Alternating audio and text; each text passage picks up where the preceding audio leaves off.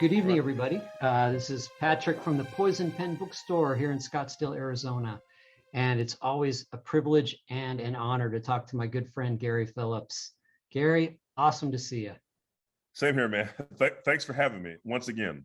Yeah, and we're going to be talking about all sorts of things, but definitely centering on One Shot Harry, Gary's really amazing new book. And there's so much to talk about in this book. We'll get to that. I wanted to bring up real quickly, Gary and I were talking for a minute before we got started here. And it's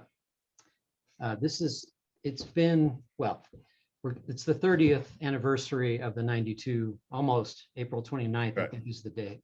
That's right. And of this groundbreaker of a novel called Violent Spring. And I think I met you just a couple of years after it came out. I think so. That's right.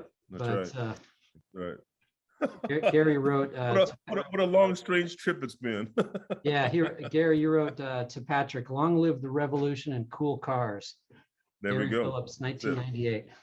Is that right, man? There you go. Look at that. I cannot believe I did not embarrass myself. Oh, thank God. And this, I remember this in the second book, Ivan Monk novel, Perdition USA.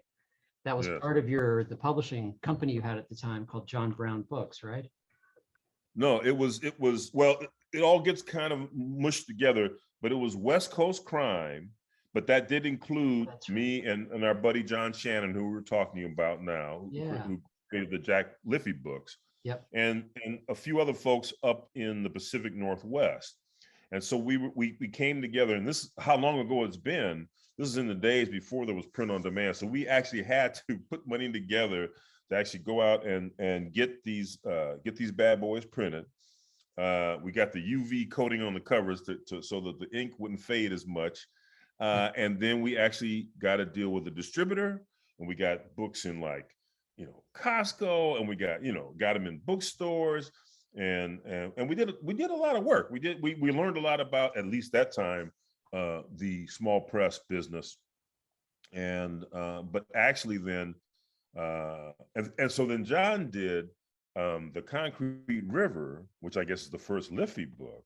Right. He did it under his own imprint, John Brown Books, but it was kind of with West Coast Crime, because then we distributed that book.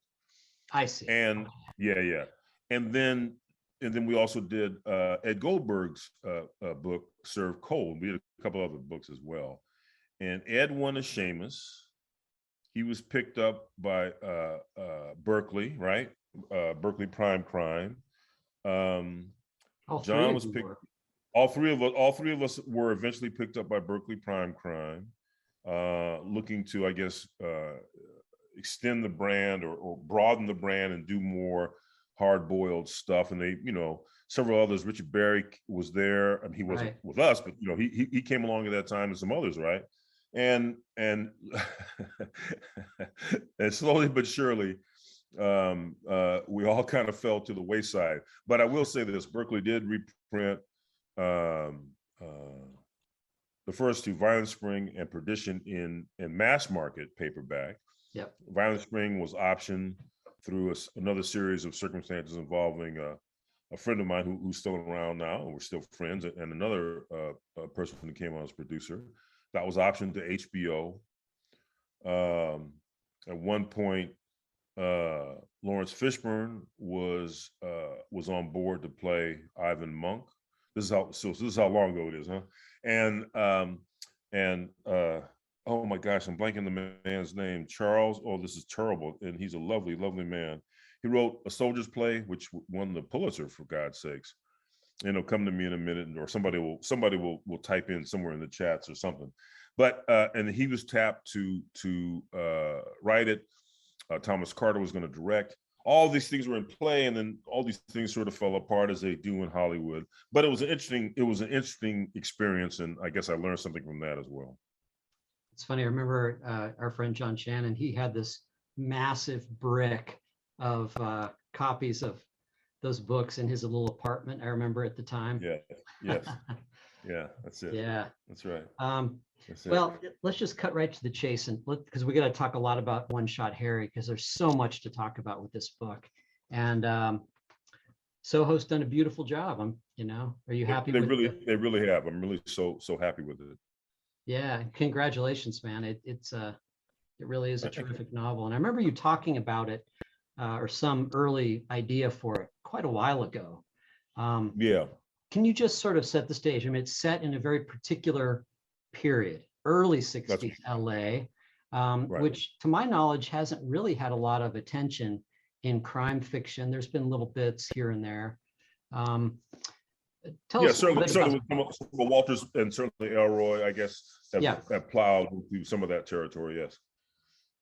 tell us a little bit about the book.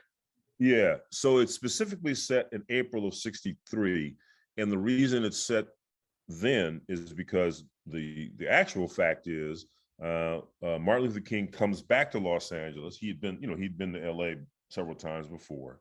He comes back to LA to do what was billed as the Freedom Rally in Wrigley Field. And yes, I'm not hallucinating. There was an actual Wrigley Field in Los Angeles, not as famous as the one that still exists, I guess, in Chicago, but we had one as well in what was then and now South Central LA, 41st and Avalon. And in fact, for all you film noir buffs, Wrigley Field is featured in a nice, tidy little heist film called Armored Car Robbery, set in the I want to say it was made in the late 50s, but anyway, somewhere around the 50s. And William Talmadge, the guy who played Hamilton Berger, who always lost, I think he lost except for one time on Perry Mason all those years.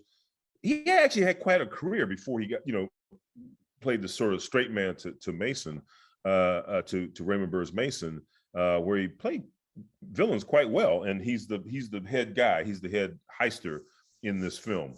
Anyway, so King is coming back to LA, and this is 4 months before the historic March on Washington. Partly is to just sort of raise money toward the march, because there's various actors and celebrities are there at the rally, including I don't know if Dick Van Dyke was at that rally. I know he's at one of the rallies with King. Sammy was there, of course. Sammy Davis Jr. is there. Later, there's going to be a reception at Burt Lancaster's house, and Brando's there, and what have you, right? So sort of the liberal side of Hollywood. And but my character, One Shot Harry Ingram, and Harry is a crime photographer and part-time crime photographer, part-time process server. And an old buddy of his and Harry's a Korean War vet. And a buddy of his who used to live in LA after the war, because they served together, comes back to LA, and he's a white guy, because Korean War was the first time they integrated the troops. Harry's black, his buddy Ben Kinslow is white.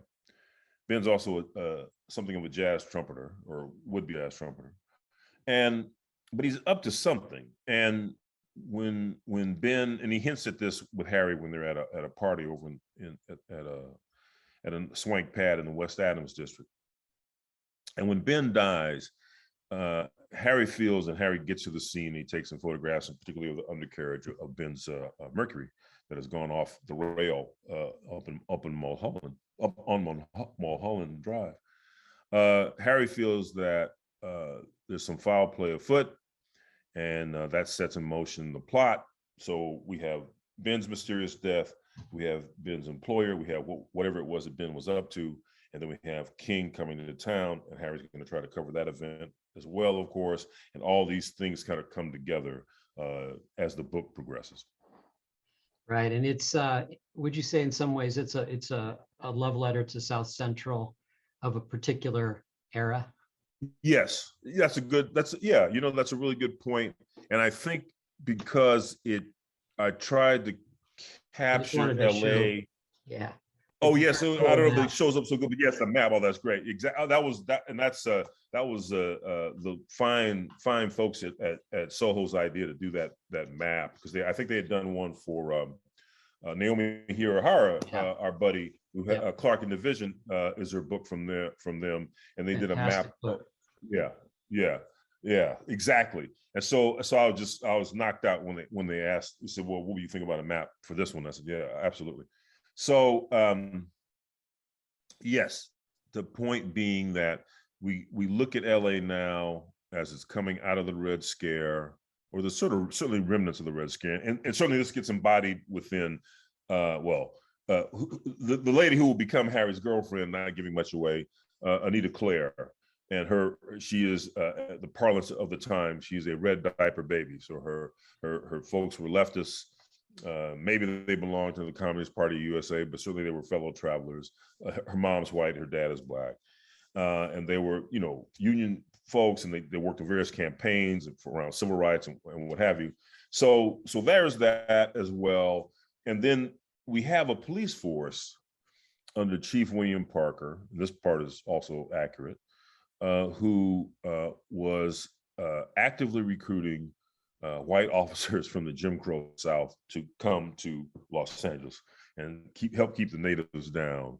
So these are sort of factors in play, and also now, but there's some good times. There's like I said, there's a kind of party. There's a party that Harry and Ben are at. This is where Harry meets Anita in the West Adams district, and at that time, now the West Adams district is getting gentrified.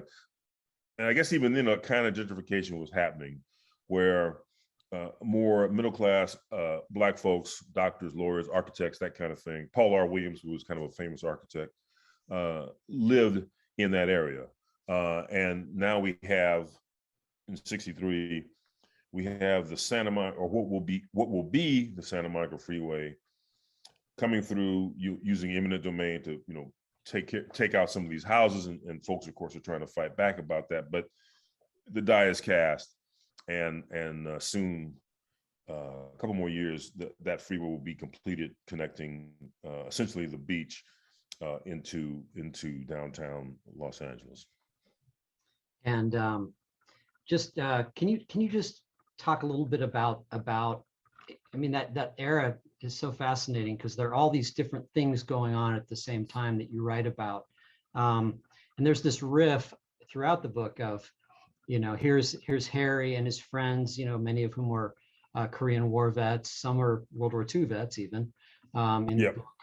And there's this riff of, hey, we went and sacrificed and fought, and then we come back and it's the same old shit, Yeah. Same old shit. But they don't, but they don't harp on it. You're right. Hopefully it's a kind of undercurrent to these cats. I mean, in the end, listen, man, hopefully I'm telling you a compelling crime story, a mystery story, and you're gonna, go along on the ride with these guys, and I guess as much as possible try to, round out these characters. And the fact that Josh Nakano is Japanese American, right? But he had served in World War II, and the whole internment thing is sort of in his past. He gets the first line in the book, which I thought was really interesting. Yes, he does. Right. Well, and not for nothing, those cats are sitting around a table playing dominoes, drinking beer, listen to a Red Fox record, which of course is harkening back to when I was a kid.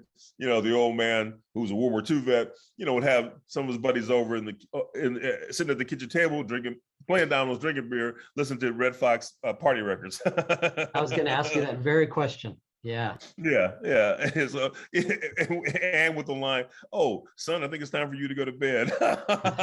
So you sit there, listen at the door when you're 8 or 9, not quite getting what Red is talking about, but but hearing these guys laugh. Yeah.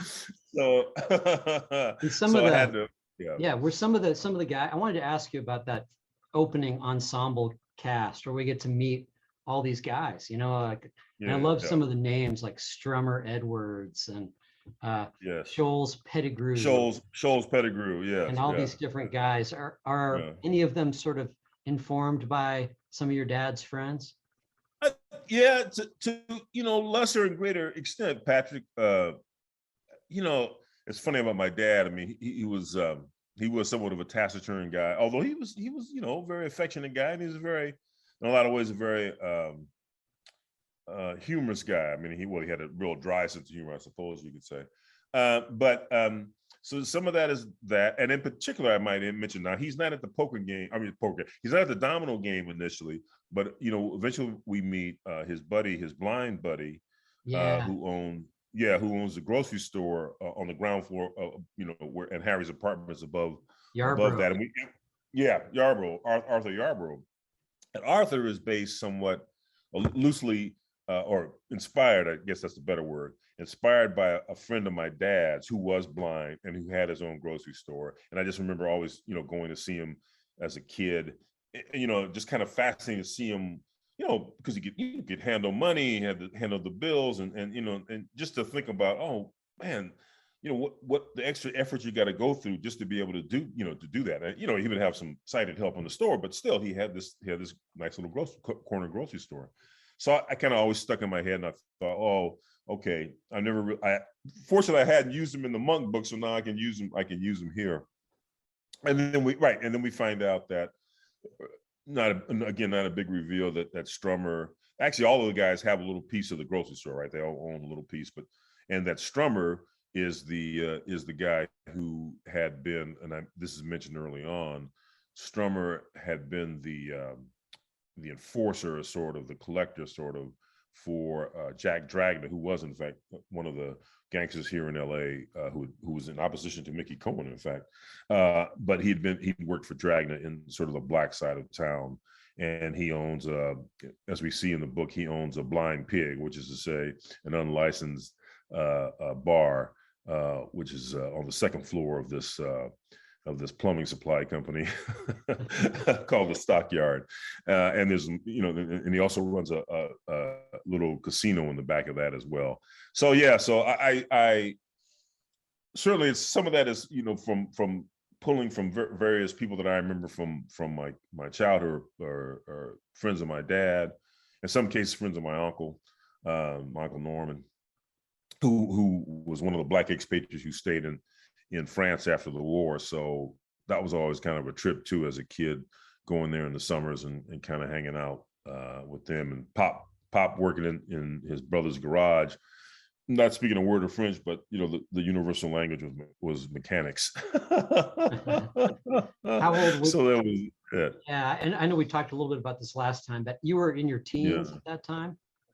Well, no, even earlier than that, Patrick, I remember I have a great memory of, like, maybe I must have been 9 years old, right? No, maybe not true. Yes, no, maybe it was 9. It must have been like 9 years old.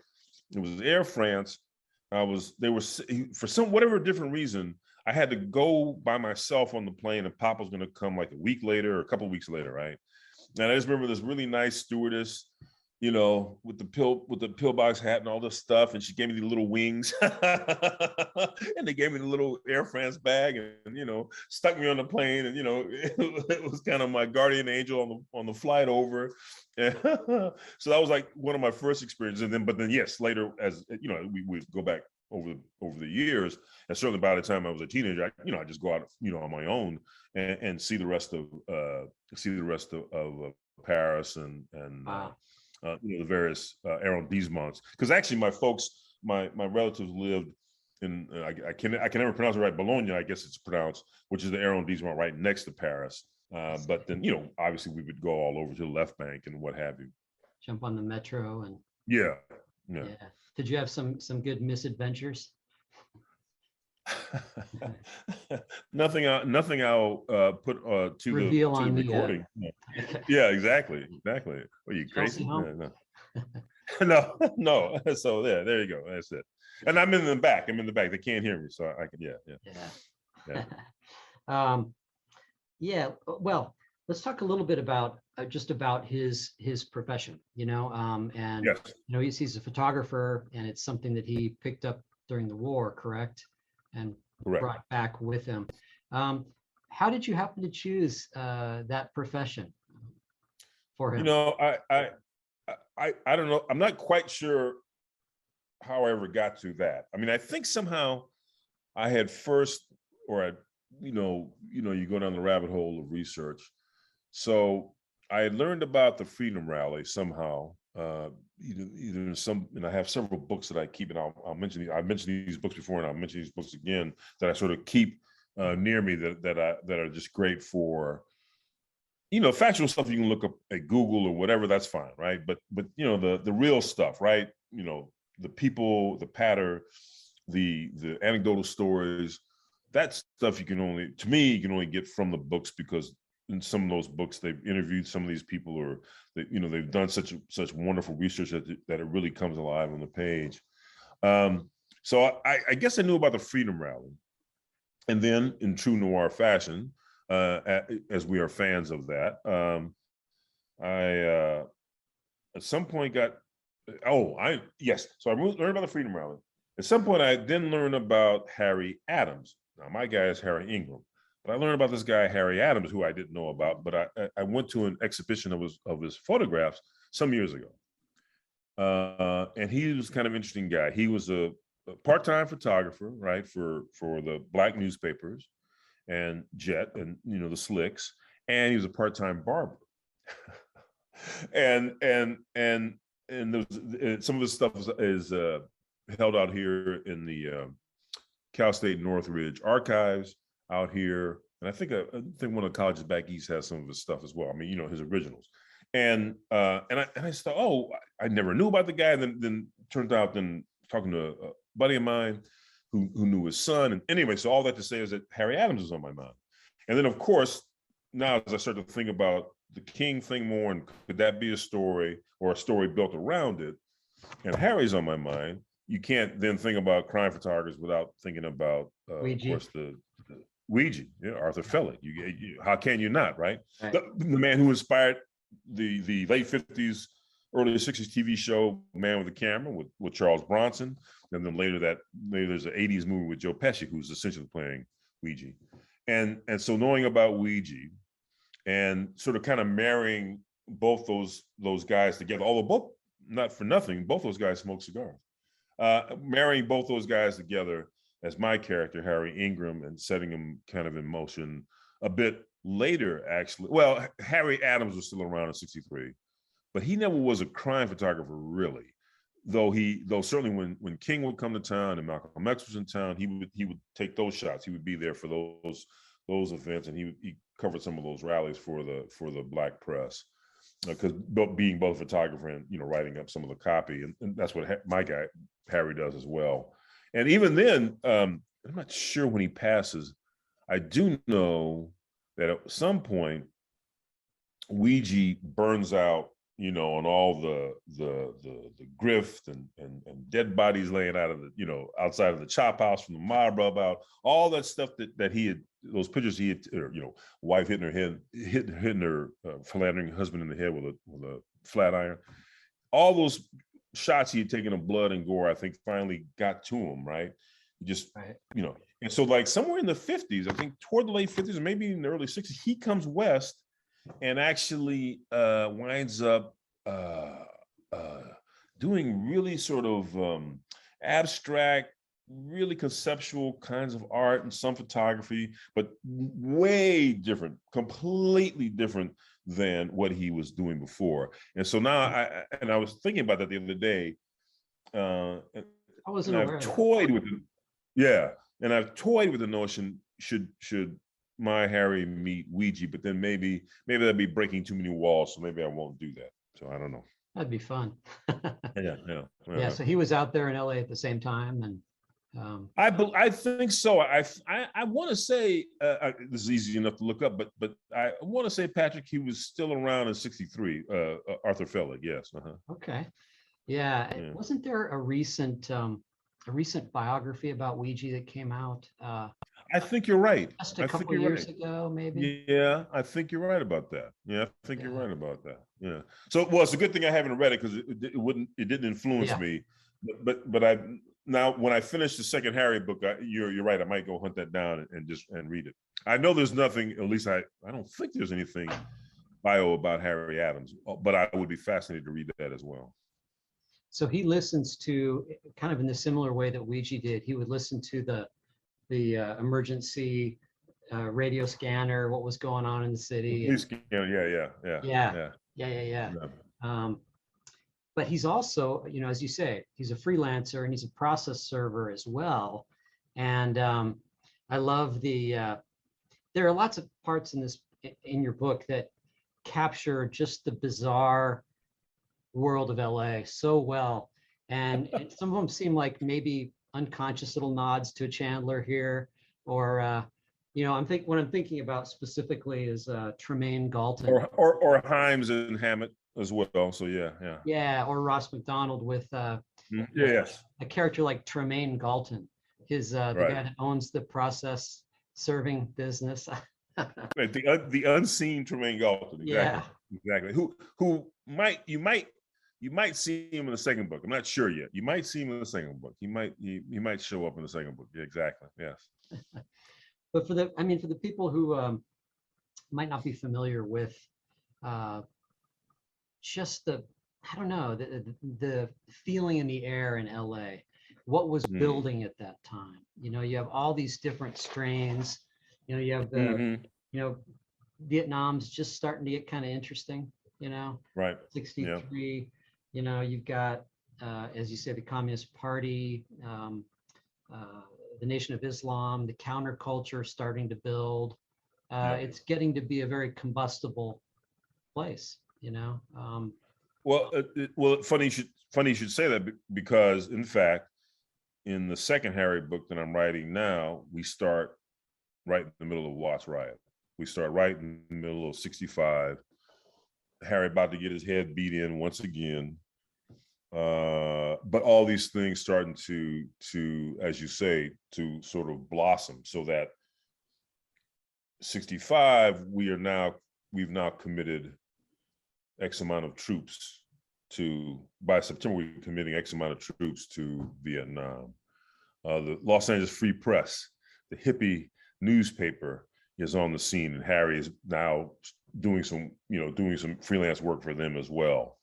And so, yeah, all those elements roiling around in One Shot Harry, I guess it's still roiling around in the second book too, but some of that is starting to come more to the forefront as these things build, and as Harry and Anita, who are now again, not giving much away, are now living together, but Harry and Anita find themselves, in various entanglements, and not for nothing, in this book, Tom Bradley is running for city council. Some of the reviews said he was running for mayor. That's not quite true. I mean, that's a little further down the line. So in the second book, which is also accurate, Bradley has elected to the city council, and Anita, who was working for him in the first book, is now part of his staff in the second book. Very interesting. We can go off on this long digression, but I'll try to curb it in. I had the pleasure of, and I love how you mentioned Frank Wilkinson in the book, and what a central figure he really is to all this whole world. Yes. Thinking about the Chavez Ravine project and all that good stuff. But do you recall, I know you knew Frank pretty well, but I was lucky enough to attend a book launch party for John Shannon, our friend, right, at Frank's house. And Frank and Nana, yeah. Yeah, and I mean, he passed away quite a while ago now. Yes. But he would regale anybody who would sit down with him the whole story. And I remember hearing the entire story of Chavez Ravine. Yeah, of Chavez Ravine in that era, and about him. Well, and yes, and what happens to the public housing projects? Exactly. Yeah. That's right. Yeah, it's all of a piece. Yeah. And this is like a weird psychological thing. I added an R, and I know Frank's name, but I added an R in the book for some reason, because somehow or another I used his name before, and I think because I called him Wilkinson and something else, so it stuck with me, which is fine, right? Because I'm playing fast news with some of these characters, although some of the people I call by their real name, Johnny Otis, etc. But you're right, he is symbolic of a kind of hope, right, and a kind of vision for what public housing could have been, and frankly, how it gets undercut, how it gets sold out, and what it becomes. For the people who might not be familiar, just briefly, there was a Latino Mexican American community in Chavez Ravine. And there was actually that great book of photos by that guy. I have the book, I can't remember who took photographs of it. Yes. But then they brought the Dodgers from Brooklyn out to Los Angeles, and there were projects, there was a plan to build affordable housing in Chavez Ravine. Right. And that was, kind of Frank Wilkinson was supporting that. And of course, Exactly. they kicked out the whole community, and he's actually the subject of "Don't Call Me Red," the Yes. song on Ry Cooder's fantastic album. That is a great record. Yeah. And there are several there, and I think one can find at least one of them on the PBS site. So there are several documentaries.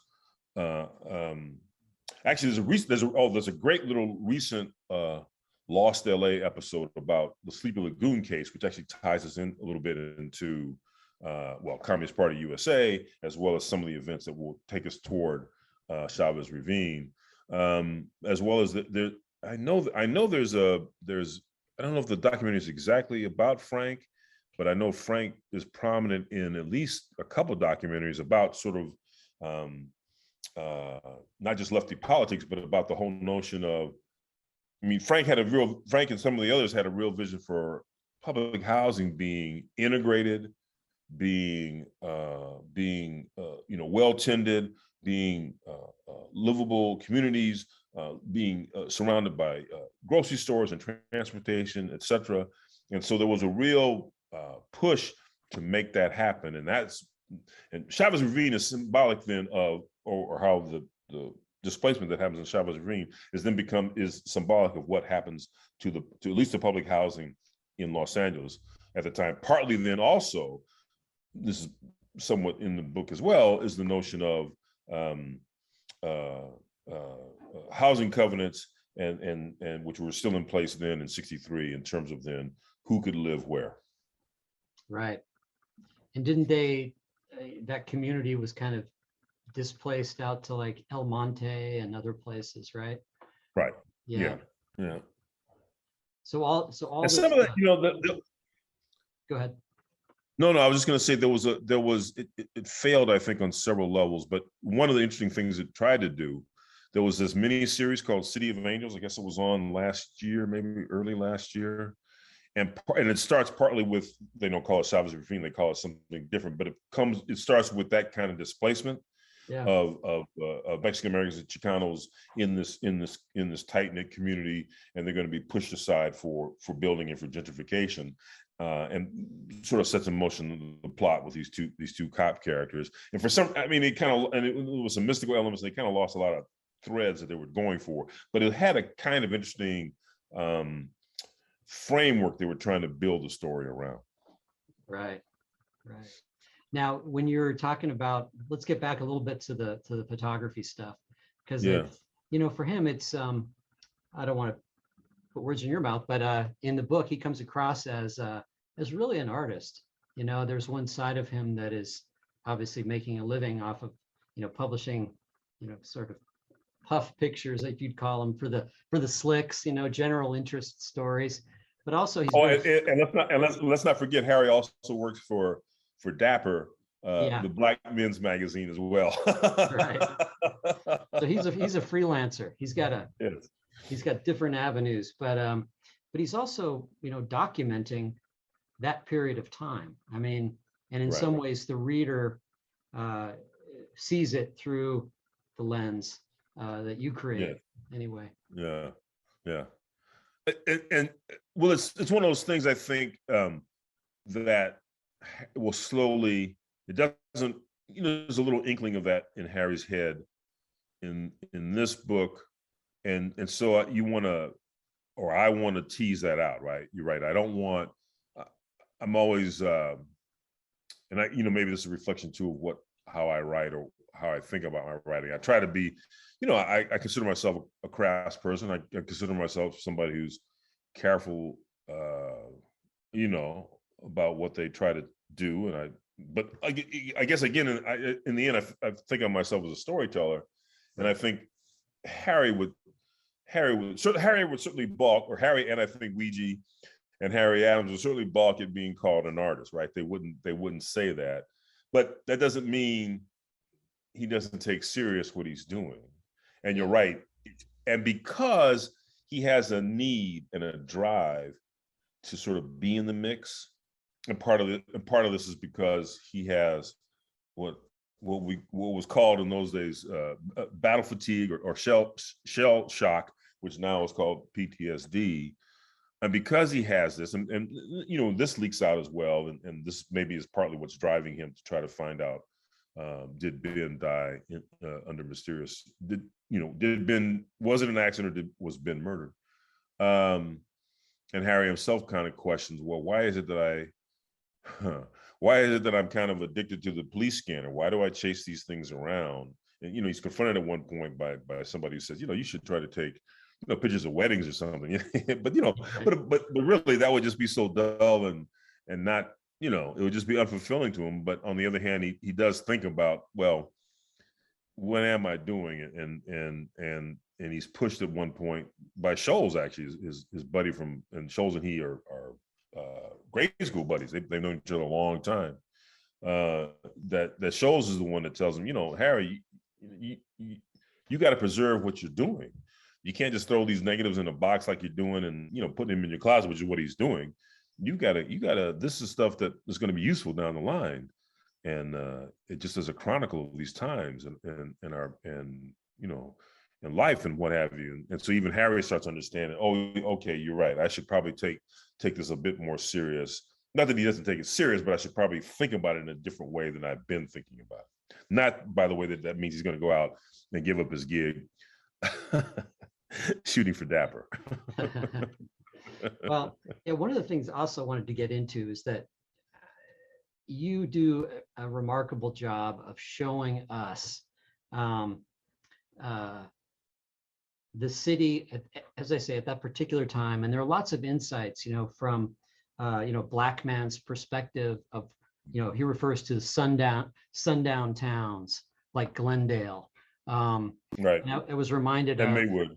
Yeah. Would the green, what was the Green Book? The Green Book. This is still very much in the Green Book era, isn't it? Or towards the end of it? It's really towards the end. And will it be interesting? It'd be interesting to see. It would be. I imagine any late edition of the Green Book would have had to include, or would tell you as the traveler, because 66's terminus is here in Santa Monica, I guess.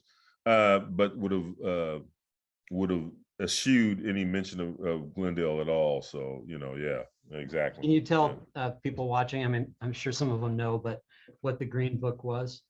Oh, the Green Book was unlike that somewhat goofball movie that was out a few years ago with the title, which really didn't tell you much about the Green Book. Victor Green was a postman, and in the 40s it occurred to him. I mean, informally, Black folks had already, certainly toward the end of the war, and as people came back and the production was picking up, and people were more mobile, more cars, etc., more highways are getting built, or at least thought about. Certainly, it was always informal among Black travelers. If you're going from city to city, or certainly state to state, where is it that you could stay, right? If you were in the segregated South, well, you couldn't go to a chain hotel. Maybe you couldn't go here to get gas. You couldn't go there to get food. So what were you going to do? So informally, this network already existed, and what Victor Green did was to build on that, and eventually. So he started publishing the book based on input from his fellow postal workers across the country, right? As to because maybe they did some traveling, at least they observed what was cool in one town, or what was a boarding house, or where was that Black restaurant, etc. And so he formalized that. And in fact, at one point, crazy enough, man, he got like ad revenue from Esso, Really? the gas yeah, which became Exxon, but yeah. And then at some other point he opened his own travel agency. So he was quite successful at some point, which you would never understand that from the movie. And there was a so movie that dealt with it. I wasn't aware of it. no, there wasn't. There was a movie called The Green Book. Oh, You ever saw that? You never heard about this movie? no. Well, When was it? Mahershala Ali as the black piano player, and Viggo Mortensen as his Italian American driver. I guess I missed it. Yeah, well, I shouldn't talk bad about it. People, it's a feel good movie. It's lovely. It's nice, right? It's nice, but it's not. It has not that. But why is it called The Green Book? Almost is not pertinent to the story or pertinent to the tale. And apparently, it's a true story. I mean, the son of the man that Viggo Mortensen plays, have been trying to get it made for years, and it's very nice and lovely, and it's feel good, but it's not. It ain't The Green Book, you know what I mean? Right. So anyway, all that to say is that story is, I suppose, yet to be told. Although I guess there's a little bit of it within Lovecraft country. Matt Ruff. Oh my, yeah, the role that he gets killed early on. Not Michael T. Williams, not the late great Michael T. Williams, but the guy who plays his brother. Is a kind of he's the kind of Victor Green character. So in his travels he is putting together this kind of book, this kind of journal that he publishes locally and that people use. Now it started. I mean, not to go too far on this digression, but it is interesting and pertinent to what the era, at least some of it. It started, if I'm not mistaken, just by reading in the 30s, right? Mid 30s, maybe. And when do you think the Green Book ended? Do you think would have been the 50s? No. Well, yes, it limps along. I actually thought it was a little later in the 30s, but that may be. Maybe 40s. It may be. Yeah, I thought 40s as the war was winding down and more people were coming back, soldiers coming back, and there is some mobility and there is some means of now travel. I do work in. I'm trying to remember. I want to say the last Green Book was published in '67, but I wouldn't swear to it. So yes, by '63 it is still existing, but as things are starting to open up a little bit more, it's having less of an influence. Though certainly it would certainly still be used within the South. 1936 to 1966. There you go. Wow. All right. Very good. So I'm actually impressed, man. The late 30s. That's great. That's perfect. That's perfect. Well, it makes sense then again. Yeah, it makes sense. Yeah. That's great. Yeah. I mean, but but all that to say is that story, Patrick, that story has yet to be told, at least in a feature film or a miniseries kind of way. Right. Yeah. So I'm flying solo here, everybody. Sorry not to address the audience more. But if you have questions for Gary, please go ahead and type them in, and I will do my best to ask anything that comes in.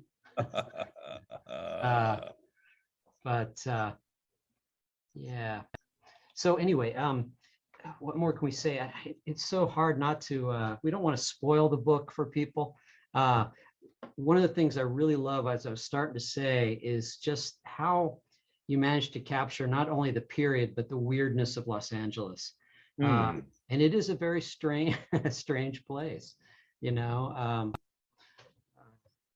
I'm delighted to hear that you're going to continue chronologically and go forward a bit, because things are about to change big time, aren't they? Well, I suppose so, or at least there's some gasp of that, and there's some bursts of that I think that we'll get in the second book, but not by leaps and bounds, right? I mean, more incremental, right?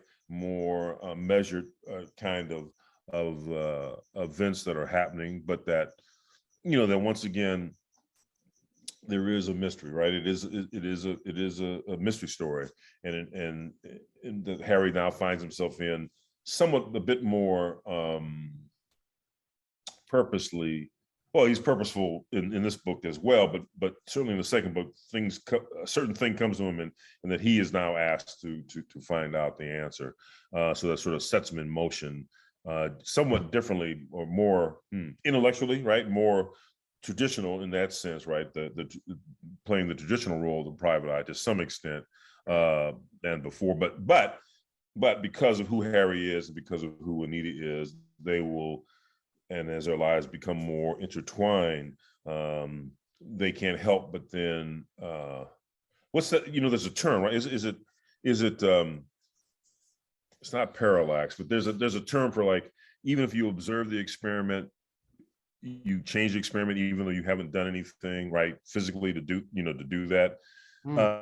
So that, I guess the point being that because of who they are, they invariably are going to change some of the equation as they become involved in, or as Harry and Anita become involved in it. And I'm not making them Nick and Nora. I guess I want to say that too. Although there's nothing wrong with that, right? I mean, they do have a certain pattern now and then, but it is a case, like in the first book. In the second book, Anita willingly is going to help him in the matter that he becomes involved in. You got to have an Asta, put a little pooch in there. That's right. That's it. Exactly. Let's see here. Boy, I have all these. Well, I mean, one is tempted, of course, to, at the very beginning of our little talk, I talked about how it's been 30 years since the 92, obviously, April 29th, the riots. And what a time we find ourselves in, Well, yeah. Right. Here we are again. Yeah. And parallels with 63, Yeah, with 63 and 65 and certain to some extent, and even just the notion of, right, when I first published Violent Spring. I mean, Violent Spring comes out in 94, and it's set more or less contemporaneous to that time, but it is all the events of 92 are what, of course, propels that story and resonate with that story where Ivan Monk is the private eye set with the task of finding out who had killed this Korean liquor store owner, which was a hot topic then, right? Big volatile topic, who had disappeared prior to the riots, but who was unearthed at a groundbreaking ceremony when our book opens, more or less in 94. So there you go, and Harry finds himself in the middle of a riot in the second book, and there's actually nearly a riot in this book as well. So yeah, I don't know what all that means, but and I should, not for nothing, because we did talk about this. There are certain little Easter eggs in One Shot Harry. Specifically, one of them is Jed Monk. I wasn't sure if you wanted to mention that. Yeah, no, Josiah Monk, Jed Monk, who is Ivan Monk's father, and so he shows up as well. So there's a kind of confluence of my universe, right. and how one set of characters intersects with another set of characters, or maybe not directly, maybe it's indirectly, right? Right, just one big continuous group. And I'd forgotten that the Yarborough character featured into the Monk books. I forgot about that. Yeah. And then what shall we say? I wanted to bring up a little bit about, we talked about this Matthew Henson. There you go. Yeah. Yes. For the people who missed out, we don't have a whole lot of time, but what a great, fun book. Can you just talk a little bit about that? Thank you, Patrick. Well, Matthew Henson and the Ensemble of Harlem, which you and I talked about. Well, is that more than a year ago now? I guess it is more than a year ago now. Yeah, it's set in the Harlem Renaissance, so it's set on the other coast. It's set in 28, so right before the crash. But the Harlem Renaissance was a true time, and was a time of great intellectual, artistic, as well as political kind of upsurge, right? And into that mix, I have reimagined uh, the North Pole explorer Matthew Henson, who some will maintain reached the North Pole first before Robert Peary and the four other Inuits. And those four Inuits men, hopefully I give them some agency. I give them their identity, and I use their names. And one of them is a buddy with Henson. Uta and Siglu, the two brothers, and the two others. But I reimagined Henson in the kind of Doc Savage, Indiana Jones mold, and again we sort of start right in the middle of the action, and events will take Henson some flashbacks to his time in the North Pole, as well as part of the plot is about, you have Queenie St. Clair, who was one of the boss of the Harlem numbers racket, and there was some talk of a miniseries about her. I don't know where that's at now, but there was some talk about that. She was a real person. And then as Dutch Schultz is trying to muscle in on the numbers racket, part of that, those machinations figure into the bigger plot that Henson finds himself thrust into. But Stephanie St. Clair, who was I want to say she's from one of the islands, but I guess her father was white. He from Martinique. Yes, I'm sorry. She was from Martinique, and her father was a white Frenchman. Mother was from a black woman from Martinique. Very interesting, very fascinating character in and of herself. And there was, as I said, there had been some talk of a miniseries about her from HBO, but I have no idea where that's at. But it would be I would be glued to it. I would be glued to it if it happens. Yeah. Oh, well, and not for nothing. Yes, and not for nothing. Nikola Tesla figures in the story, as well as America's first Black aviatrix, Bessie Coleman. It's an absolute blast, folks. Those of you missed it, we have plenty of signed copies, right? And we have a handful of signed copies left, but it's a blast. Thank you. And Gary, you've really worked in all different genres. You've done anthologies, you've done graphic novels, and I know just from talking with you, you're a real omnivore when it comes to reading and music, and you're all over the place. I don't know. Besides the One Shot Harry, what else have you got? You always have multiple projects going too. I was really delighted to read that Akashic is doing South Central Noir. How cool is that? Yes. Yeah, that's pretty cool. You're doing it? That's probably going to be my swan song as an editor of anthologies for a while, because I enjoy doing them, but they're kind of draining.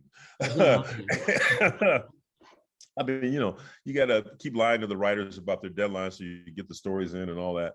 I'm like I said, I'm working on the next Harry book. I've got a project that may or may not happen, so I'm not going to jinx it by saying what it is. I am working on another comic book miniseries. I can say that because I signed the contract and I got the money, and so I'm happy about that. And in fact, I'm taking Martha Cheney, who was in two prose novels early this century. Oh my God, early this century. And she will now return in comic book form in a miniseries. So I'm happy. It's called Cold Hard Cash. So I'm pretty happy about that. Is it writing in Vegas? No, it's going to be set in LA.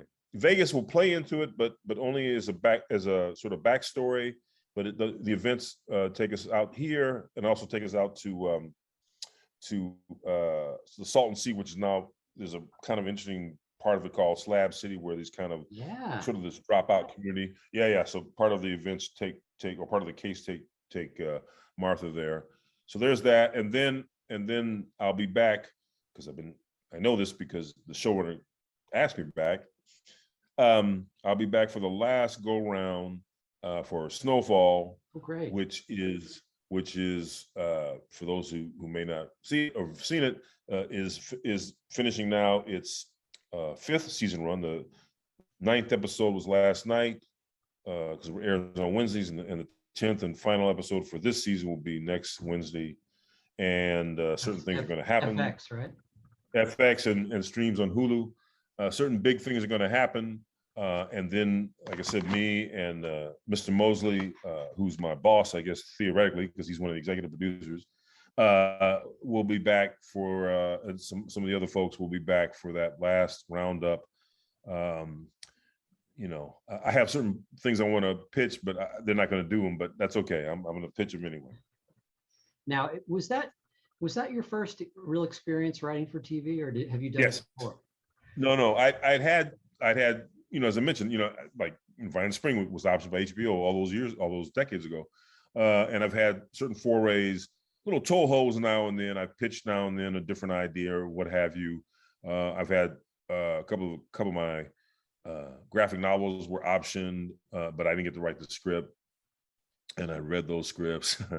But this is in my golden years, this is my first foray as a staff writer on a TV show. But you know, it's a show I was already watching, the show I already digging. So I mean, it was just. This is John Singleton, right? Yeah, John Singleton, the late great John Singleton was one of the creators of the show, or pretty much a big sort of mastermind of the show. And Dave Andron, who's also one of the co-creators, is our showrunner. And man, we've just had I mean, sometimes we go.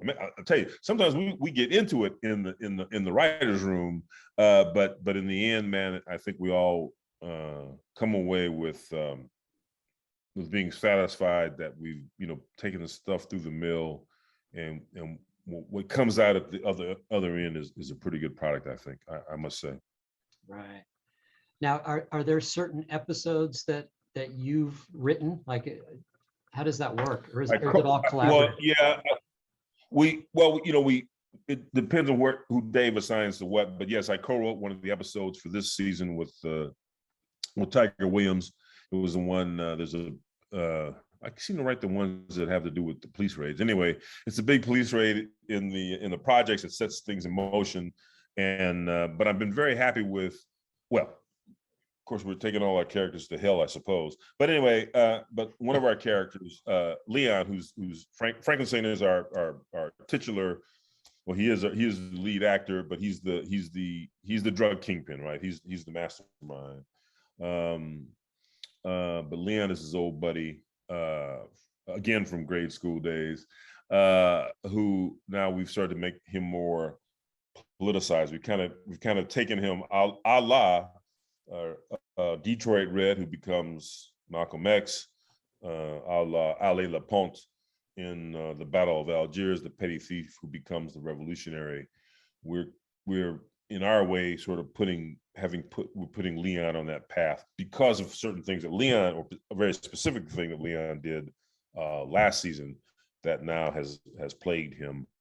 Sort of, I guess it's interesting, kind of in a way echoing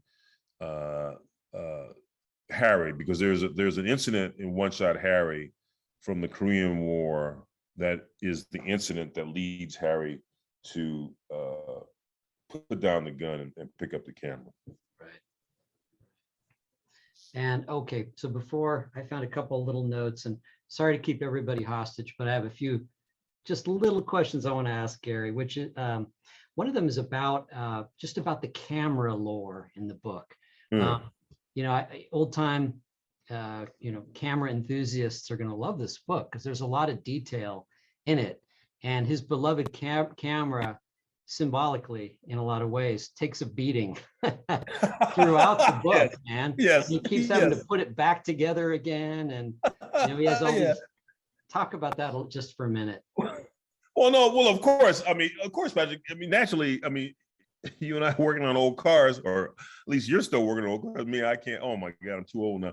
But the idea that, yes, and of course my dad, the mechanic, so of course Harry has to have some sense of how these things work, man. So that his speed grabbing's always getting tossed around by the cops, or he's falling on it, or whatever he's doing. So that, yes, that he's got various parts that he now has, or he's jury rigged, or cannibalized off of other cameras. But yes, that he puts his camera back together. And of course, when he's sometimes, there's a couple of times it happens in the book, when he's jammed up by the cops, and they're going to confiscate his film. He's at least learned enough sleight of hand to give them a blank roll of film and keep the one that counts on him. Right, and he has in a pinch, he has like a little dark room set up in the trunk of his car. Right, and I stole that directly from Ouija. Absolutely, that's right. That's what Ouija did, exactly. Yeah. So, and then just finally, we talked a little bit about Josh Nakano, who has the opening line in the book, and he's a funeral director, and yes. I thought he was a really interesting character in this book. Can you talk about him and where he comes from, how he fits into this world in your view? I think how Josh fits in, and I've been thinking about this more as now I'm working on the second book, and I'm not becoming a Buddhist, although Buddhism sort of interests me, and through Anita Claire, we're going to get a little bit into that, and I'm going to circle back around there, therefore with Josh, because I do mention that he's a Buddhist in the first book, but I also mentioned that he was one of the 442nd, which was a true platoon of Nisei, Japanese American men who fought the Go for Broke Brigade, who fought in World War II, right? Because the whole thing about, we're going to show you we're as American as apple pie, baby. We're going to put our blood and our bodies on the line.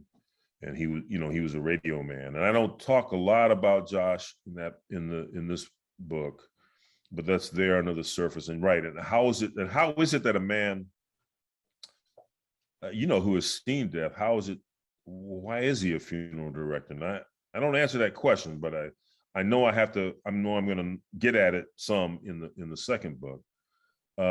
And I wanted him because he's in the Crenshaw district, and certainly Naomi has talked about this in some of her books, some of that past, the whole notion of Japanese American and Black folks living more or less harmoniously, at least at one point in the Crenshaw area.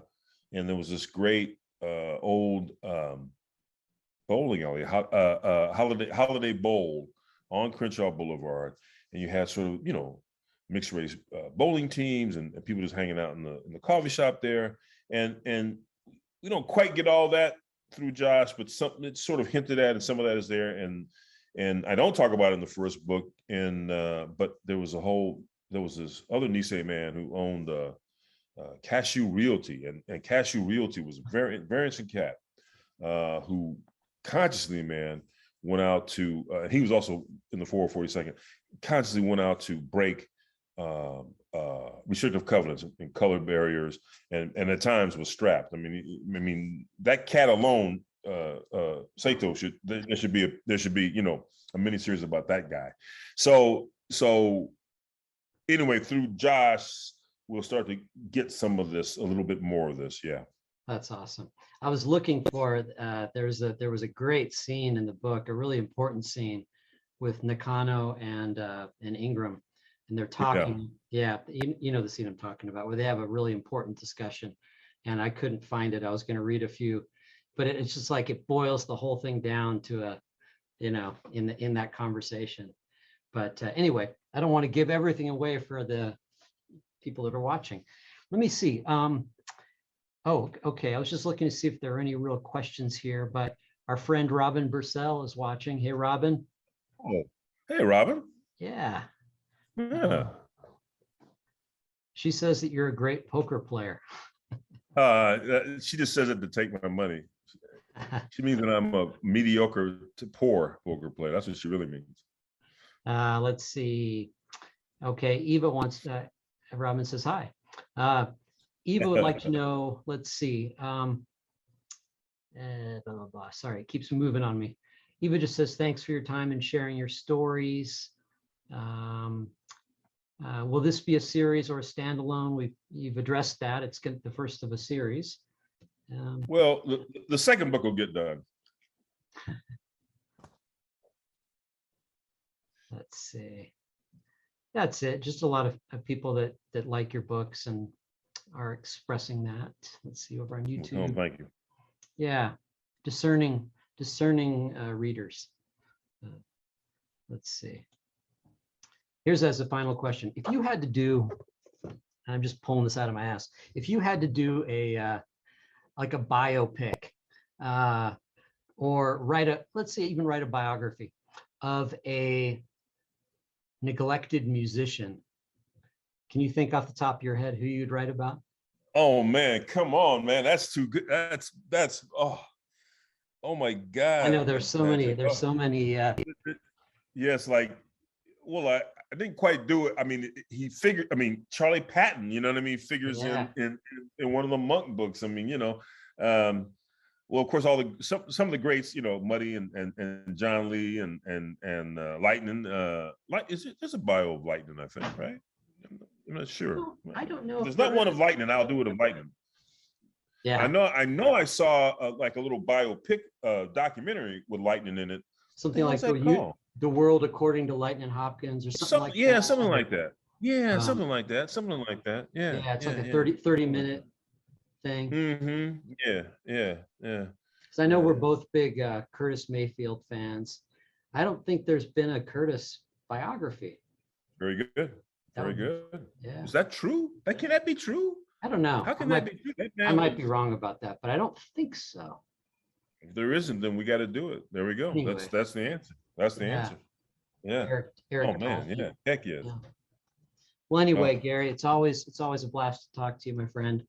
And congratulations. Well, I appreciate you having me, Patrick. And thanks for you and Poison Pen. Thank you. Appreciate it. And thanks everybody. Let me see if there's any final word. Willie Dixon, somebody says. That's a great idea.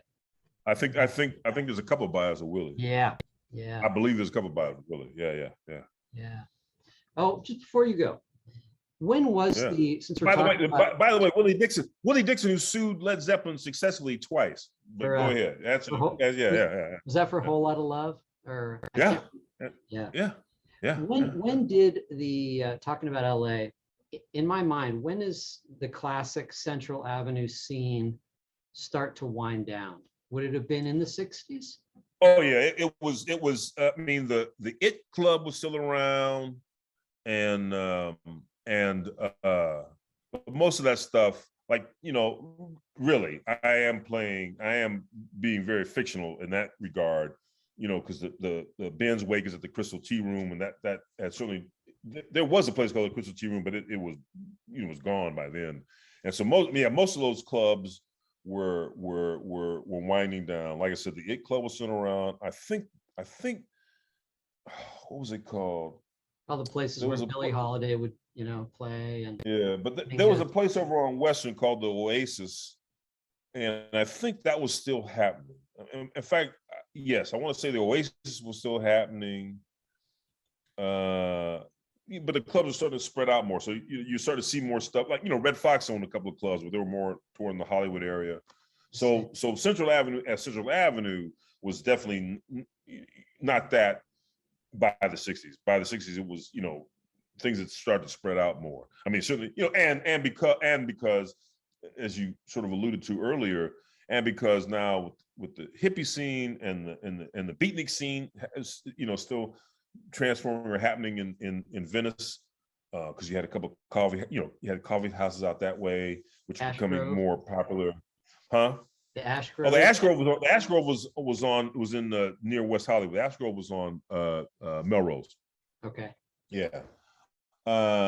Coconut Grove was happening. Coconut Grove but that was kind of a hip. I mean, it was hip, but it was kind of a fancy nightclub in the Ambassador Hotel on Wilshire near Normandy. But so Central Avenue as the stem, as back in the day, that its day had passed. by the time That was of One 40s, Shot Harry. 40s, mid 50s Yeah. heyday, right? Mid-50s, that's right. And so by then, yeah, it was those places were played out. Yeah. Gotcha. All right. Well, thanks again, my friend. And thanks Thanks, man. everybody for tuning in. And have a good night. We'll catch you later, All right. Gary. Hello. We hope you're enjoying our programs and podcasts with authors. We'd like to expand them, and your help would be appreciated. Please make a donation at poisonedpenfoundation.org. 100% of the proceeds will go to help connect authors with readers in this difficult time. Thank you.